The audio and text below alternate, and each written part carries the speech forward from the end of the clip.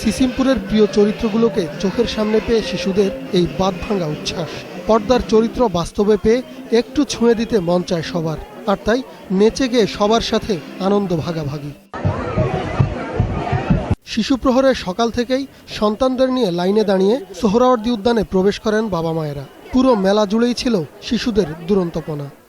ছেলেরা মেয়েরা ফুল তুলিতে যাই, ফুলের মামার গলায় আমার বাড়ি যাই, বই আর অনেক বই কিনবো।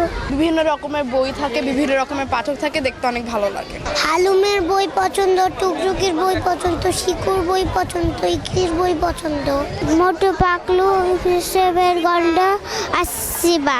মোবাইল ইন্টারনেটের এই সময় শিশুদের মধ্যে মানবিকতা আর নৈতিকতাবোধের চেতনা জাগিয়ে তুলতে তাদেরকে বই পড়ায় উৎসাহী করতে হবে বলে মনে করেন অভিভাবকরা। মেলায় আসছি বাচ্চাকে বইয়ের সাথে পরিচয় করাতে, কারণ বই মেলা হচ্ছে কি বাচ্চাদের জন্য সবচাইতে ভালো একটা জায়গা। অনেক বেশি টেকনোলজি খারাপ না, কিন্তু ওই ট্যাব কম্পিউটার গেমসের দিকে আকৃষ্ট না হয়ে এই দিকে আকৃষ্ট হলে সেটা অনেক ভালো হয়। শিশুদের উচ্ছলতায় 21শে গ্রন্থমেলা পায় ভিন্ন রূপ। ইবনে নূর শাওন, 21শে টেলিভিশন, ঢাকা।